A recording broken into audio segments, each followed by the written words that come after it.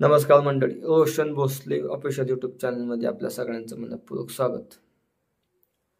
जवळजवळ 15 दिवस झाले. सरकार कधी स्थापन होईल, सरकार केव्हा स्थापन होईल, कोण मुख्यमंत्री होणार, ह्या चर्चा चालल्या होत्या. बातम्यामध्ये पण त्या चर्चा येत होत्या. शेवटी आज सरकार स्थापन झालेलं आहे आणि शपथविधी सोहळा पार पडलेला आहे. 19 राज्यांचे मुख्यमंत्री, अमित शाह साहेब, मोदी शाह साहेब हे सगळेजण आले होते. यांच्या सर्वांच्या उपस्थितीमध्ये हा शपथविधी सोहळा पार पडलेला आहे. फडणवीसांनी मुख्यमंत्रीपदाची शपथ घेतलेली आहे आणि शिंदे आणि अजितदादांनी उपमुख्यमंत्रीपदाची शपथ घेतलेली आहे. फडणवीस तिसऱ्यांदा मुख्यमंत्री झालेले आहेत महाराष्ट्रामध्ये. त्याच्या अगोदर 4 वेळा हे शरद पवार साहेब मुख्यमंत्री होते. फडणवीसांनी 2014, 2019 साली 2019 साली बघा, सगळ्या जनतेला तो शपथविधी सोहळा हा विसरणार नाही जनता. 2019 साली पहाटेचा शपथविधी झाला अजितदादांचा आणि फडणवीसांचा. फडणवीसांनी तेव्हा दुसऱ्यांदा मुख्यमंत्रीपदाची शपथ घेतली होती. पहाटेचा तो शपथविधी झाला होता. 4 दिवस ते सरकार टिकलं. त्याच्यानंतर ते सरकार पडलं होतं आणि महाविकास आघाडी सरकार स्थापन झालं. त्याच्यानंतर आता 2024 साली फडणवीसांनी मुख्यमंत्रीपदाची शपथ घेतली. प्रचंड बहुमत, 230-33चं माहिती म्हणून बहुमत, 132 BJPचे आमदार, शिंदेचे 57, अजितदादांचे 41, अशा प्रचंड बहुमतामध्ये त्यांनी शपथविधी सोहळा पार झाला आणि मुख्यमंत्री आणि सरकार बसलेले. आता हे सरकार याला एवढं कसं काय बहुमत, प्रचंड बहुमत, EVM मशीनमध्ये 100% घोळ, EVM मशीन हे तो मुमकिन आहे, अशा कमेंट्स येतात, अशा चर्चा होतात जनतेमध्ये. जसं मोदी हे तो मुमकिन आहे फडणवीस म्हणले होते, तसं EVM मशीन हे तो मुमकिन आहे अशी जनता म्हणते. याच्या जेव्हा ते सरकार आले असं जनतेला वाटते, सगळ्यांना वाटते, सगळं तज्ज्ञांना वाटते, मला पण तसंच वाटते. EVM मशीनच्या जेव्हा हे सरकार आले, मी पुन्हा आलो. पण कसं आलो, तर EVM मशीनच्या जेव्हा आलो असं आता म्हणण्याची वेळ आली का काय, असं वाटतं. त्याच्यामुळे सरकार तर बसले. आता ही काय कोण बदलू शकत नाही. विरोधकांनी आंदोलन चालू केले, पण ते कशा पद्धतीने यशस्वी आंदोलन करतात, कशा पद्धतीने पुरावा गोळा करतात, कशा पद्धतीने ते आंदोलन पुढे EVM मशीनची वजन येतात आणि बॅलेट पेपरवर निवडणूक घेतात, हे पुढं आता बघायला लागेल. आता ते काय आत्ता सध्या काय सांगू शकत नाही. पण खरा प्रश्न हा आहे की आता यांचं सरकार बसलेलं आहे. शिंदेंनी उपमुख्यमंत्रीपदाची शपथ घेतलेली, नाही म्हणता त्यांनी शपथ घेतलेली. ते नाराज होते, ते त्यांच्या गावाला गेले होते, गावाकडून आले, 8 दिवस ते नाराज होते, अशा चर्चा होत्या. त्यांना मुख्यमंत्री व्हायचं होतं, अशा पण चर्चा होत्या. मी काय सरकारमध्ये सामील होणार नाही असं ते बोलले होते. पण सामंतांनी सांगितलं की ते सरकारमध्ये येतील, त्यांच्याशिवाय सरकारमध्ये सामील होणार नाही. ते आले तर आम्ही सरकारमध्ये सामील हो, पण ते येतील. म्हणजे सामंतांना तर घाई झाली का आपण पदाची शपथ घेतली, त्याच्यामुळे त्यांची नाराजी दूर केली. शेवटी वरून आदेश आला. वरून म्हणजे कुठून ते सगळ्यांना माहिती. दिल्लीशिवाय यांचं कुठलं पान हलत नाही. दिल्लीश्वरांच्या पाया पडल्याशिवाय ह्या तिघांचं हे पान हलत नाही.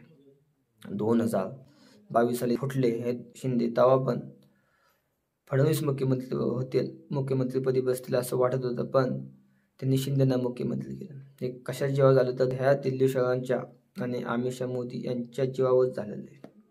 त्यांचा आदेश आला आणि मुख्यमंत्रीपद हे न घेता उपमुख्यमंत्री करण्यात आलं फडणवीसांना.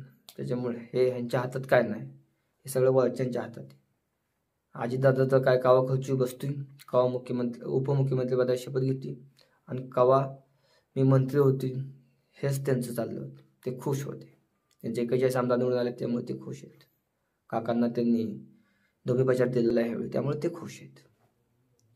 7, 8, 10, 12 होणार त्यांचे मंत्री आता होणार आहेत अजितदादांचे. आता ते खाते कशा पद्धतीत वाटप करतात हे कळेल पुढं, कुठल्या कोणाला खाते देतात हे पण पुढं कळेल. पण आता जनतेने ह्यांच्यावर लक्ष ठेवलं पाहिजे. जनतेने ह्यांना विचारलं पाहिजे आता इथनं पुढं, आणि ह्यांच्यावर लक्ष ठेवलं पाहिजे. 10 वर्ष झालं तुमचा कारभार आम्ही बघतोय, ही सगळी जनता बघते. तुम्ही आश्वासन दिल्यात ती सगळी पार पाडा. 2100 रुपये लाडक्या बहिणींना देणार आहेत आता, हे त्याच्यामध्ये वाढ करणार आहेत, 1500चे 2100 करणार आहेत. ते करतात का ते आता कळलं. आता जनतेनं ह्यांच्या मुंडक्यावर पाय ठेवून आता हे सगळं करून घेतलं पाहिजे. द्या आम्हाला 2100 रुपये. शेतकऱ्यांना कर्जमाफी करू सांगितले, मेन शेतकऱ्यांची कर्जमाफी करू ह्यांनी सांगितले. आता शेतकऱ्यांची कर्जमाफी करतात का हे बघायला लागेल. का त्यात अटी शर्ती टाकतात, निकष टाकतात, ती जुनीच महात्मा फुले योजना शेतकरी कर्जमाफी ती टाकतात का हे कळेल.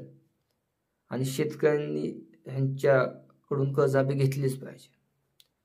देव म्हणलं त्यांच्याकडे आता वरचं बी सरकार ह्यांच्या हातात आहे. हे म्हणतात आमच्याकडे हातात वरचं सरकार, त्यामुळे आम्हाला वरून पाठबळ मिळतं, वरून आम्हाला पैसा येतो, त्याच्यामुळे आम्ही सगळं काय करू शकतो असं ते म्हणतात. त्यामुळे ह्यांच्याकडून शेतकऱ्यांची कर्जमाफी झालीच पाहिजे, महागाई कमी झालीच पाहिजे, पेट्रोल डिझेलचे भाव कमी झालेच पाहिजे. आणि सांगितले महागाई कमी करू, शेतकऱ्यांना सोयाबीनाला 6,000 रुपये भाव देऊ, ही घेतलंच पाहिजे. यांच्याकडून 6,000 रुपये तुम्ही भाव द्या सोयाबीनाला, हे यांच्याकडून करून घेतलं पाहिजे. 2014 सालीच्या अगोदरच फडणवीस म्हणले होते की 2014 नंतर आमचं सरकारला आम्ही 6,000 भाव देऊ, पण 10 वर्ष झालं ह्यांनी काय 6,000 भाव दिलेला नाही. त्यामुळे खोटं बोलतात ही स्पष्ट आहे.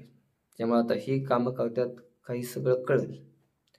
जातीय तेढ जी निर्माण झालेले मराठा ओबीसी वाद, याच्यावर कसं काय नियंत्रण आणतात, कसं काही आरक्षण मराठा समाजाला देतात, ही पण आता इथून पुढं कळेल. कशी काय आश्वासनाची पूर्तता करतात. अजून बरेच मुद्दे आहेत. 7-8 लाख कोटीचं कर्ज झालेलं आहे यांच्या काळातच. महाराष्ट्र कशा पद्धतीने कमी करतात हे पण कळेल. कसा काही विकास करतात, आम्हीच विकास करू शकतो असं अजितदादा म्हणतात. आता हे कसा काय विकास करतात हे आता इथून पुढं कळलंच. आता ह्यांनी तर सगळं ह्यांचं झालेलं आहे, प्रचंड बहुमत दिलेलं ना जनतेने यांना. मशीन का व्हायला पण त्याच्यावर ह्यांनी प्रचंड बहुमत मिळालेलं आहे.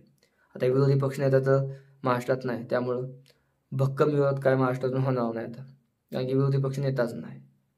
विरोधी पक्ष नेता व्हायला 29 आमदार लागतात. त्यामुळे जनतेनं काय माइंडेड दिलेलं नाही विरोधी पक्ष नेता व्हायचं पण. त्यामुळे विरोधी पक्ष पण हद्दपार झालेला आहे. त्याच्यामुळे सगळी जी सत्ता, जी सगळी सूत्र ही BJPच्याच हातात आलेली आहेत. आणि ह्या दोघांच्या हातात काय नाही.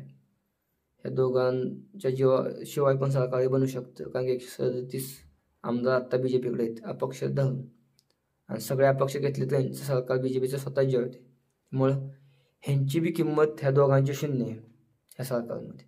त्यामुळे सगळी जी पॉवर आहे ही सगळी फडणवीसांच्या हातात आणि मोदी आणि अमित शहा यांच्या हातात आहे. त्याच्यामुळे कशा पद्धतीने काम करतात हे कळेल आता. त्यामुळे जनतेनं गप बसलं नाही पाहिजे, जनतेनं त्यांच्याकडून काम करून घेतलं पाहिजे. त्याच्यामुळे तुम्हाला काय वाटतं कमेंटमध्ये सांगा. चॅनल सबस्क्राईब करा. धन्यवाद.